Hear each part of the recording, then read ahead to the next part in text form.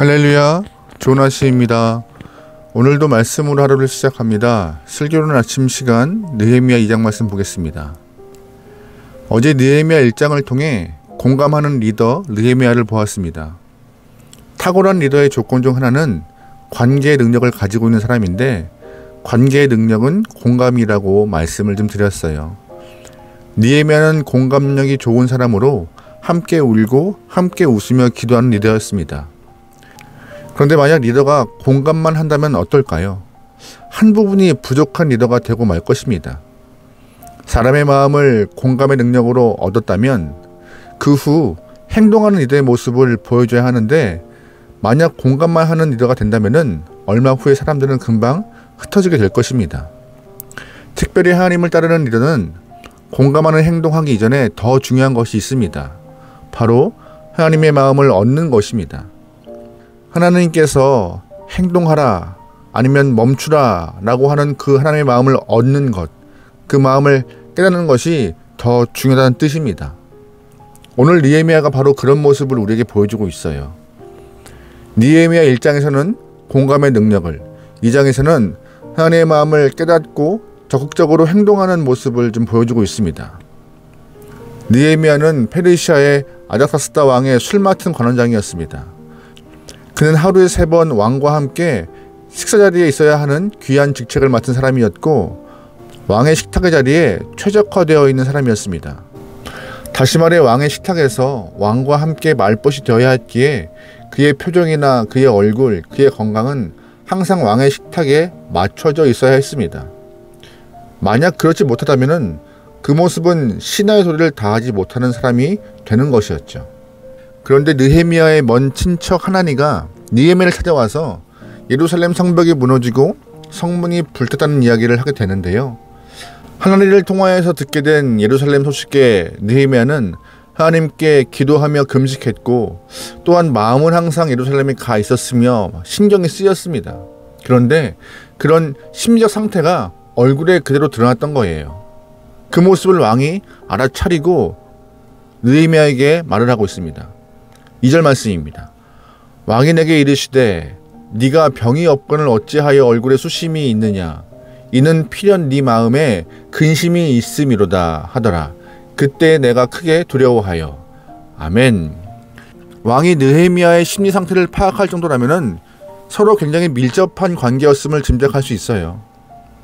그런데 왕이 느헤미야의 모습을 보고 어떠한 일인가, 무슨 일이 있는가 질문하자 느헤미야가 두려움을 느꼈습니다. 왜요?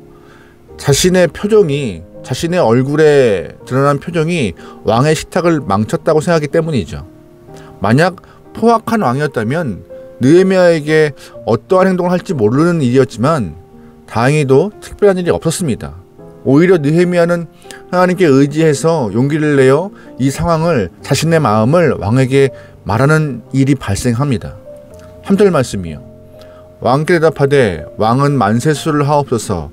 내 조상들의 묘실이 있는 성읍이 이제까지 황폐하고 성읍이 불탔사오니 내가 어찌 얼굴에 수심이 없사오리이까 하니.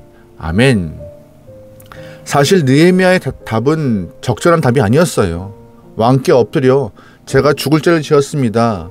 왕이 식사하시는데 근심을 갖게 했습니다라고 납작 엎드려 용서를 구해야 했지만, 오히려 느헤미야는 그런 말을 하지 않고 있는 사실 그대로 자신의 내면의 문제를 왕께 고백합니다.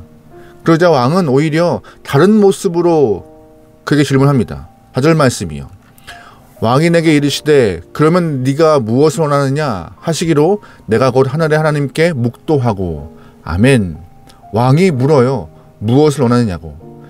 그런데 우리가 주목해야 될 부분은 왕이 느헤미야에게 무엇을 원하느냐라고 물었을 때 느헤미야의 태도와 모습이었어요. 느헤미야는 왕이 묻는 그 짧은 순간에도 마음을 모아서 하나님께 기도한 것이었습니다. 짧은 순간에도 기도하는 것이 쉬울까요? 아닙니다. 평소 기도 훈련이 되어 있지 않으면 쉽지 않고 불가능한 것인데, 느헤미야는 평소 기도 훈련이 잘 되어 있었기에 그 찰나의 순간에도 기도할 수 있었던 것입니다. 느헤미야의 이런 모습이 하나님을 감동케 하였고 하나님이 느헤미야를 사랑하게끔 만드는 비결이었습니다. 우리도 가끔 하루 일과를 마치고 잠자리에 들기 전에 이런 생각 저런 생각 할 때가 있습니다. 그때 하루를 반추하면서 내가 그때 하나님께 기도했으면 어땠을까 하는 후회나 내가 그 순간 주 앞에 기도하면서 내 입술을 지켜야 했는데 라며 아쉬워할 때가 한두 번이 아니죠. 물론 골방에 들어가서 하나님 앞에 기도하는 것 중요합니다. 하지만 우리는 살아가는 순간 가운데 찰나의 순간에도 그 순간순간마다 매사에 하나님 앞에 짧은 기도 드리는 것, 이것이 나를 지킬 수 있는 비결이며 하나님께 사랑받을 수 있는 비결임을 꼭 알아야 합니다. 오늘 본문의 느헤미야가 그런 모습을 보여주고 있어요.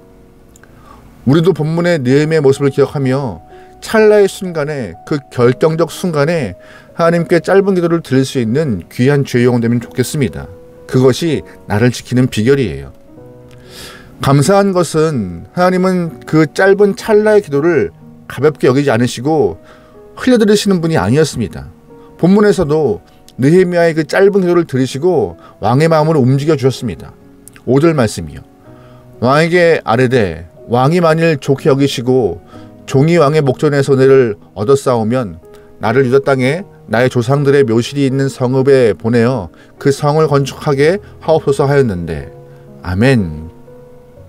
겁없는 느헤미야는 왕에게 자신을 유다로 보내달라고 말하고 있습니다. 사실 공직에 있는 사람이 왕에게 직접 나를 전보 발령해달라고 하는 것이 쉽지 않아요. 자기 입으로 왕께 말하는 것이 어려운 일이죠. 그만큼 느헤미야는 자리를 걸고 자신의 공직을 걸고 왕에게 이야기할 만큼 고국을 향한 마음이 강했고 뜨거웠습니다. 하나님은 그런 느헤미야의 마음을 귀히 보시고 왕의 마음을 움직이신 거예요. 느헤미야는 결국 기도하여서 하나님께 감동을 얻었고 행동하는 귀한 리더의 모습을 2장 말씀에서 보여주고 있습니다. 잘못된 신앙인들의 모습은요, 기도 따로, 삶 따로, 아니면 예배 따로, 행동 따로인 경우가 많습니다. 말씀을 읽고 받은 은혜와 감동을 삶의 현장에서 드러내지 못하는 성도가 많은데요. 오늘 느헤미야는 마음에 얻은 감동을 하나님 앞에 기도하였고 또한 감동된 모습을 삶에서 행동하는 모습으로 보여주고 있습니다. 고위직을 스스로 박차고 일어나 고생의 현장으로 내려가는 그런 느헤미야의 마음, 하나님이 어찌 귀하게 안 보시겠어요. 그런데 이 느헤미야의 모습, 이 감동스러운 모습, 사단마귀도 떨게 했던 것 같습니다. 이제 느헤미야가 예루살렘 상벽을 쌓고 성문을 달려한다는 이야기가 들리자 사단마귀가 두려워하고 있습니다. 10절 말씀이에요. 호른 사람 산발랏과 종이었던 암몬 사람 도비야가 이스라엘 자손을 흥왕하게 하려 사람이 왔다 함을 듣고 심히 근심하더라. 아멘. 10절 말씀에 산발랏과 도비야 그리고 게셈이라는 사람은 느헤미야를 끝까지 괴롭힌 사람이었습니다. 이런 사람들이 이제 느헤미야가 온다는 소식을 듣고 두려워하고 근심하기 시작하고 있어요. 사단마귀의 앞잡이가 되었던 사람들이 근심하고 걱정하고 있던 것이죠. 그런데 이 사단마귀의 앞잡이가 되어서 믿는 사람들을 괴롭게 했던 이 사람들에게 근심을 주었던 능력은 무엇일까요? 바로 하나님 앞에서 묵도하며 엎드렸던 느헤미야의 그 간절한 기도, 찰나의 기도가 바로 이런 역사를 만들었던 것입니다. 별거 아닌 것처럼 느껴지는 그런 찰나의 기도, 순간의 기도가 하나님의 일을 방해하는 사람들에게 근심이 되고 괴롭게 하는 능을 보이고 있습니다. 우리 인생의 발목을 잡으려 하는 사단마귀를 근심하게 하는 그 힘도 바로 이 짧은 찰나의 기도이며 순간의 기도임을 꼭 기억하시기 소망합니다. 짧은 기도, 찰나의 기도, 별거 아닌 것이 아니라 별거가 될 만큼 굉장한 능이 있는 것입니다. 여러분 믿음으로 주 앞에 매 순간마다 기도하는 귀한 영혼 되기를 주의 이름으로 축원합니다. 아멘. 기도하시겠습니다. 하나님 매 순간마다 기도할 수 있는 귀한 영혼 되게 허락하소서. 찰나의 짧은 기도라 할지라도 주의 마음을 얻기 원하고 주의 뜻을 알기 원합니다.